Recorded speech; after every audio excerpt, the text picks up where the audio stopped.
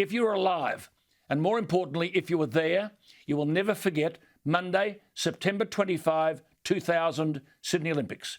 Forever remembered as Catherine Freeman Night.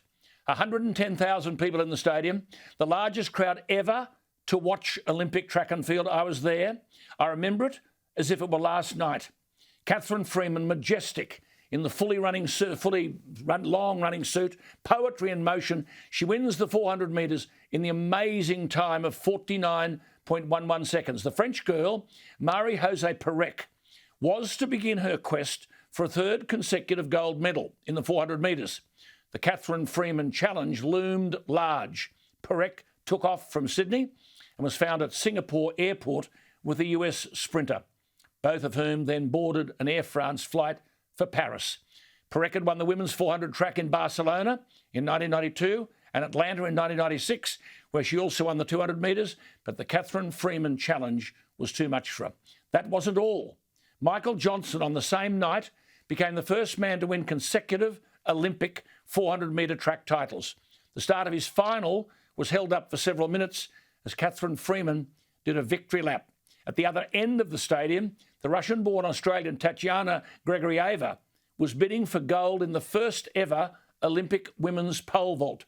The American Stacey Dragila denied her gold. Tatiana took silver. But on the far side of the stadium, Great Britain's world record holder Jonathan Edwards won gold in the triple jump, all on the one night in his fourth Olympics.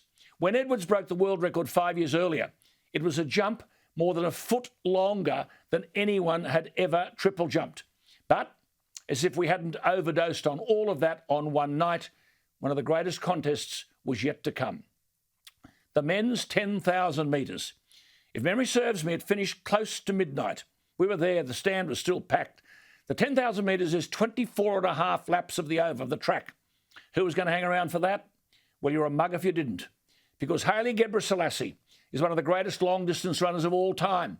He won 4 world championships over 10,000 metres. He won the Berlin Marathon 4 times consecutively. An Ethiopian. That night in Sydney was beyond unbelievable. He and the Kenyan Paul Tergat went stride for stride.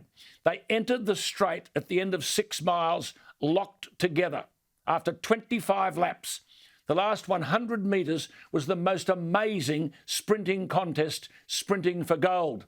Gebrselassie beat the Kenyan to win gold by 0.09 of a second after almost 6 miles, 10,000 metres. Magic Monday indeed. Nights like this etched the image of Sydney into the minds of billions of people around the world. This was the Olympics. The excitement was intoxicating. People left the stadium together as if we're all one family, talking to one another, sharing the excitement as if we'd been together in life forever. The party went on that night, long after the final train left Homebush Station. You had the feeling that there was no need to lock anything up. No one would vandalise anything associated with that night. On a visit to Sydney, when Sydney was preparing for the Games, the former President Bill Clinton was on a lecture tour. I shared that tour with him. We both spoke several nights together around the country. He said to me about the Olympics, quote, "I think people yearn for the Olympics today because they work pretty much the way we think the world should work." Who could have said it better? Which prompts the thought that I've already shared. In these dark and difficult times, I'm not the only one saying, light up the cauldron, let the Tokyo Games begin. Now more than ever, we need to recapture that Olympic spirit embodied on that special night in Sydney, Monday, September 25, the year 2000.